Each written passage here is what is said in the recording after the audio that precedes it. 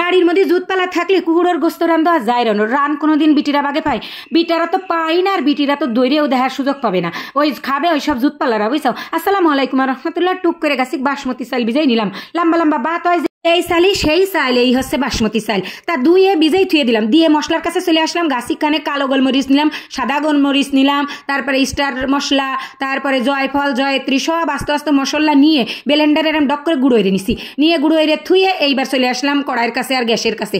আইসে এক খাবলা তেল ঢেলে দিয়ে আস্ত মশলা দিয়ে ফোড়ন দিয়ে নিলাম, তার মধ্যে দিলাম আদা বাটা, রসুন বাটা, জিরে বাটা নিয়ে গুঁড়োটা দিবানি একটু পরে। তা আদা বাটা রসুন বাটা দিয়ে ওরে একটু জ্বালাই নিলাম, নিয়ে আর পরে দিলাম এক খাবলা জালের গুঁড়ো, হলদির গুঁড়ো, তারপরে জিরের গুঁড়ো, ধনিয়ার গুঁড়ো সবকিছু দিছি, সাথে ওই মশলাও দিয়ে দিছি। ওই যে মশলাটা গুঁড়ো এরে থুইলাম না, ওই দিয়ে একটু নাড়াই চাড়াই এবার একটু গরম মশলা দিলাম। পেঁয়াজ দেবো না কিন্তু, পেঁয়াজ ছাড়া রান্না খাইছাও কোনোদিন?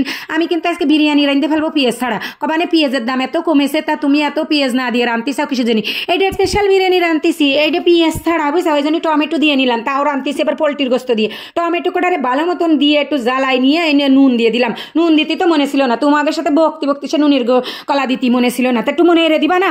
তা নুন দিলাম, আবার টক দইও দিছি, দিয়ে তারপরে টক দই দিছি যে কাপে, ওই কাপটা ধুয়ে একটু পানিও দিছি যাতে টমেটোটা গলে যায়।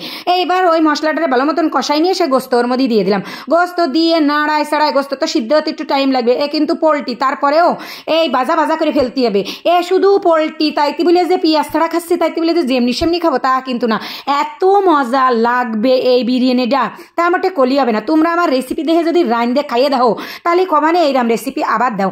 আসলেই কিন্তু বিরিয়ানিটা হেভি মজা হইলো। তো এই যে পেঁয়াজ ছাড়া রাঁধতেছি একদম বুঝাই যাচ্ছে না, আর কালারটা কত সুন্দর হয়েছে দেখিসাও।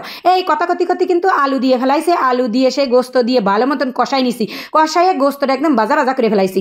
এইবার বাহির হয়েছে সিদ্ধ হওয়ার পালা। পোলট্রির গোস্ত তাই বলে কি সিদ্ধ হয়ে যাবে না, ভাজলে একটু শক্তই হয়। তা আমি সে পানি দিয়ে দিলাম 2-3 কাপ, দিয়ে ভালো মতন ডুবো নিয়ে পানি দিয়ে এইবার জাল দিচ্ছি। ওইদিকে গোস্তটা অতি লাগুক, এইবার সেই ভিজাই তুইলাম না চাইল, তার ব্যবস্থা তো করতে হবে।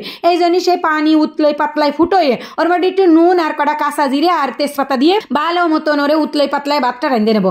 এই ভাত কিন্তু বেশিক্ষণ লাগে না রাঁধতে, কোনো রকমে ভিজেই থুয়ে মানে 15-20 মিনিট ভিজেই থুয়ে যদি পানি গরম পানির মধ্যে দেওয়া যায় তা ও 5-10 মিনিটের মধ্যে ভাত কিন্তু হয়ে যায়।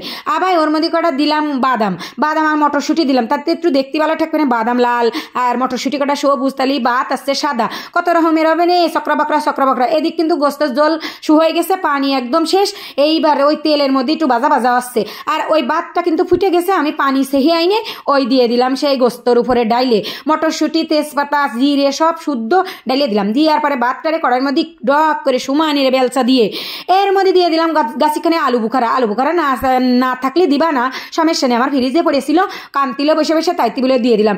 আলু বুখারা দেওয়ার পরে ওরে ডাহিয়ে দিলাম ভাত দিয়ে, আলু বুখারা যাতে কেউ না দেখতে পারে। তারপরে দিলাম ঘি, একদম আমার ঘরে যে খাঁটি ঘি ছিল তাই খাবলা দিয়ে দিলাম, গিরা নেই একদম ভাতটা মানে ফাইন লাগবে। তারপরে কটা কাঁচা জাল বাইনি ওর মধ্যে দিয়ে দিলাম যাতে একটু জালের গিরা নয়। এইবার দেখো আমার ভাতটা কত সুন্দর হয়েছে, দমে দিয়ে থুয়ে দিলাম খানিক সময়।